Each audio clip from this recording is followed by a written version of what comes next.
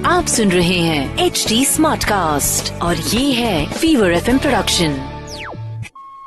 अब भैया बात से तो बात निकलती है नहीं, तो जब द्वारका में कृष्ण और अर्जुन की बातें शुरू हुई, फिर बात हस्तिनापुर से इंद्रप्रस्थ तक होते हुए अर्जुन के दिल तक आ पहुंची। अर्जुन ने कृष्ण को राजकुमारी उलूपी और चित्रांगदा से विवाह की बात बताई तो बड़े खुश हो गए, क्योंकि उलूपी का नागलोक तो बहुत शक्तिशाली था ही। इसके अलावा चित्रांगदा की अपने राज्य और सेना पर बहुत गहरी पकड़ थी। कृष्ण स्त्री को हमेशा पावरफुल और इंडिपेंडेंट देखना पसंद करते थे। मैंने कृष्ण और अर्जुन के संबंधों को बहुत करीब से देखा है। मैं आकाश हूं, वो आंख जो सब कुछ देखती है। मैंने कृष्ण का प्रेम देखा है तो दुर्योधन की नफरत भी देखी है। वो सिर्फ इसलिए भीम को मारने निकल पड़ा था कि उसने काशी की राजकुमारी बलंधरा को स्वयंवर में जीत लिया था, पर हुआ कुछ और ही।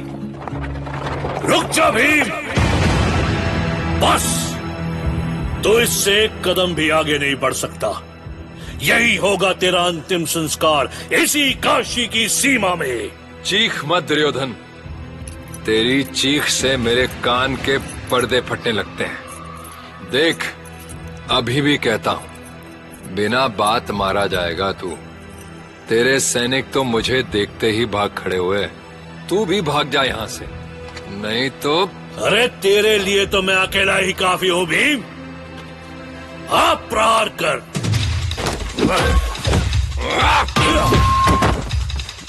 प्रहार किया तूने, मुझ पर प्रहार किया दुष्ट।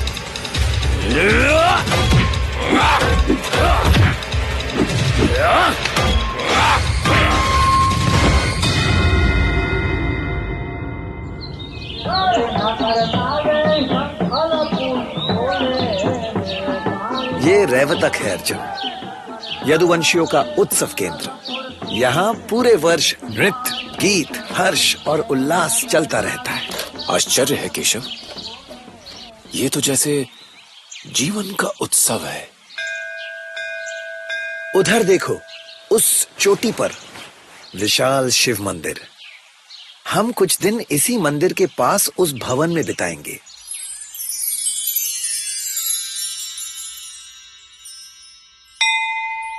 वाह, कितना सुंदर है ये भवन। जब भी एकांतवास की इच्छा होती है, मैं यहाँ आ जाता हूँ। भीड़ से अलग कुछ पलों का अपना ही सुख है।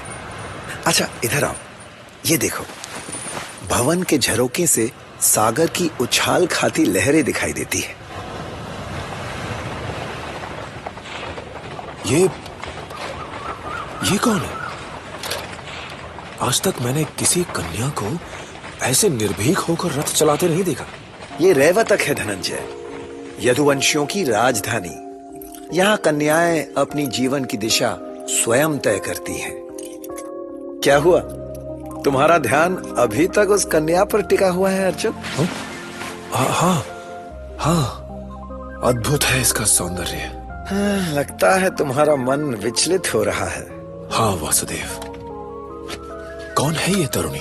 अब आगे भी चलना है या सारे प्रश्नों के उत्तर यही ढूंढ लोगे? आओ मंदिर में चलते हैं। हो सकता है महादेव के निकट तुम्हारा मन कुछ संभल सके। जाने ऐसा क्यों होता है केशव?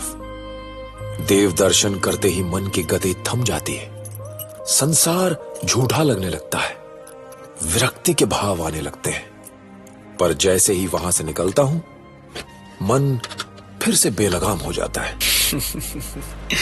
सारा दोष इस मन का है पार्थ। मन को अनासक्त कर लो, सारे संकट दूर हो जाएंगे। अनासक्त होके इन विषयों के बीच रहो, फिर वो तुम्हें कभी बांध नहीं सकेंगे।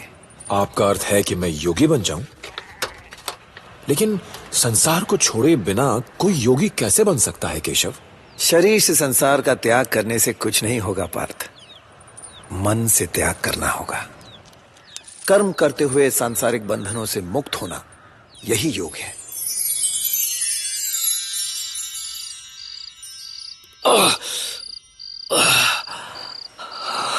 तुम्हारे शरीर के हर इलाके से दुख भरी आवाजें आ रही हैं। बस हो गया, बस हो गया, इसको थोड़ा सा और लेप लगा देते हैं। बस अब छोड़ दीजिए मामा, बहुत पीड़ा हो रही है, जाने दीजिए। औषधि मैं फिर कभी लगवा लूंगा। इसलिए कह रहा था भांजे, भीम को बुद्धि से मारो, बल से नहीं। लेकिन तुम्हारी तो बुद्धि में ही बल पड़ा हुआ है भांजे। सच कह रहे हो मामा, उस गैंडे ने ऐसे चुन चुन कर प्रहार किए, सारी हड्डियां। ये तो अच्छा हुआ कि मैंने तुम्हारे पीछे सैनिक भेज दिए, नहीं तो मैं तुम्हारा ये जो टेढ़ा चंद्रमा जैसा मुखड़ा है ना, वो भी नहीं देख पाता। अब बैठकर मैं कितना लेप चढ़ाऊं। ठहरो, वैद्य को बुलाता हूं। अरे नहीं मामा, किसी और को नहीं पता चलना चाहिए। मैं युवराज हूं, हस्तिनापुर का युवराज। कोई मुझे इस हाल में देखेगा तो मेरी प्रतिष्ठा तो धूल में मिल जाएगी ना। मम्मा।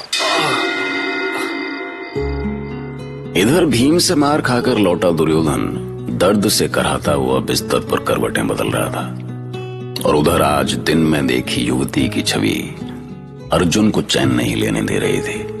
वो नींद में भी बड़बड़ा रहा था। हिरनी जैसी आंखें, लंबे घने केश, तुम अद्भुत हो कन्या। हिरनी सी आंखें, लंबे घने केश, गौर वर्ण, तुम अद्भुत हो कन्या। अर्जुन, अद्वितीय हो तुम। अर्जुन। केशव, आप सोए नहीं? मैं तो सो ही रहा था अर्जुन, पर लगता है तुम सोते हुए भी जाग रहे थे। क्या? मैं समझा नहीं। लगता है तुम उस कन्या के आकर्षण से मुक्त नहीं हो पा रहे हो। सच तो यही है केशव, पर आपने बताया नहीं कि वो रूपसी थी कौन। तुम जानते हो उसे? नहीं, पहले तो कभी नहीं देखा उसे, न इंद्रप्रस्थ में, न हस्तिनापुर में, और न कहीं और। नाम तो अवश्य सुना होगा। अब बता भी दो केशव। वो महाराज वासुदेव की पुत्री और मेरी बहन सुभद्रा थी। ओ, सुभद्रा? नाम तो सुना था उसका, पर देखा नहीं था। मां कहती थी उसके बारे में कि बहुत चंचल है वसुदेव की छोरी। बलराम उसे बहुत प्यार करता है, लाडली भगनी है वो उसकी। छोटी थी तभी से उसे शस्त्र विद्या सिखाता था। कृष्ण की ज्ञान की बड़ी बड़ी बातें भी एक बार में याद कर लेती थी वो।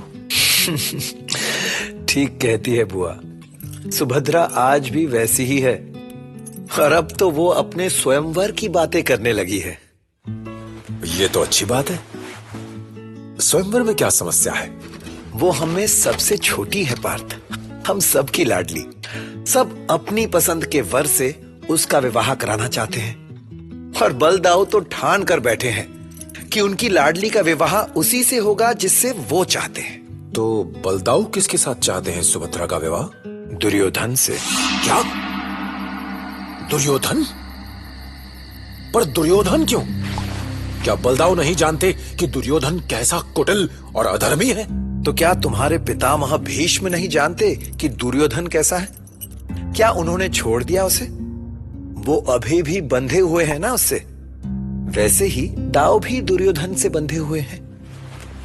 क्या दुर्योधन ने जो किया है या कर रहा है, बलदाऊ उस सब से अनजान है? उस दुष्ट अत्याचारी के साथ कैसे रह सकेगी सुभद्रा? दाऊ को तो लगता है कि दुर्योधन अपनी पत्नी के लिए योग्य वर, अपने संतानों के लिए योग्य पिता, अपने भाइयों के लिए योग्य भाई और माता पिता के लिए योग्य पुत्र है। किंतु वो कितना गिरा हुआ मनुष्य है। क्या हो गया है बलदाऊ को? क्या उन्हें समझाने वाला कोई नहीं है? नहीं अर्जुन, उन्हें कोई भी समझा नहीं सकता। दाऊ बलराम मेरे बड़े भाई हैं। उनके मान सम्मान की रक्षा करना मेरा धर्म है। यदि वो अपने परम शिष्य दुर्योधन के साथ अपनी लाडली भगनी का विवाह कराना चाहते हैं तो कोई उन्हें कैसे रोक सकता है? तुम्हारे माता पिता ने तुम्हें नहीं रोका तो मैं रोकूंगा दुर्योधन, क्योंकि तुम्हारे कुकर्मों ने कुरुकुल को मुंह दिखाने योग्य नहीं छोड़ा। मुझ पर लगाए गए आरोप झूठे हैं पितामह। मैं हस्तिनापुर का युवराज हूं, मुझे क्या लेना देना उन पांडवों से? ये प्रपंच बंद करो दुर्योधन। तुमने जो किया है उसे तुम अपने माता पिता से छुपा सकते हो, किंतु मुझसे नहीं। मैं किसी से कुछ क्यों छुपाऊंगा पितामह? मुझे किसी से कोई भय नहीं है। अवश्य, तुम इतने उद्दंड हो चुके हो कि तुम्हें किसी का भय नहीं रहा। पर मत भूलना कि यदि मैंने तुम्हें युवराज पद दिया है तो मैं तुम्हें इस पद से उतार कर फेंक भी सकता हूं, क्योंकि मेरे लिए कुरुकुल की मर्यादा और प्रतिष्ठा से बढ़कर कुछ भी नहीं है। मैंने कुरुकुल की प्रतिष्ठा पर कभी आंच नहीं आने दी पितामह। मुझे हस्तिनापुर की हर गतिविधि की सूचना मिलती है।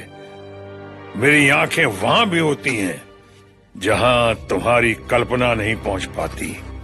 इसलिए ध्यान से सुन लो कि अब यदि पांडवों की ओर तुमने आंख उठाकर भी देखा तो दंड के लिए तैयार रहना।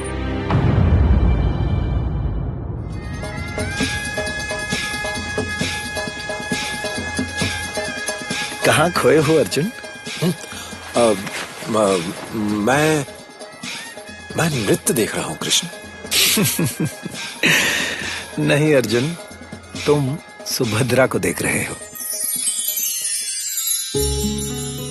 कृष्ण ने अर्जुन के दिल में सुभद्रा के लिए प्रेम जगा दिया। वो कुछ भी कर सकते थे, आने वाली घटनाओं को अपने हिसाब से मोड़ सकते थे। उन्होंने अर्जुन में ऐसा प्रेम जगा दिया कि अर्जुन सोचने लगा कि वो सुभद्रा के बिना एक पल भी नहीं जी सकेंगे। दरअसल अर्जुन कृष्ण के जादुई प्रभाव में आ गया था, पर सवाल ये है कि कृष्ण ने ऐसा क्यों किया? क्या चाहते थे वो? जानते रहिए, सुनते रहिए महाभारत।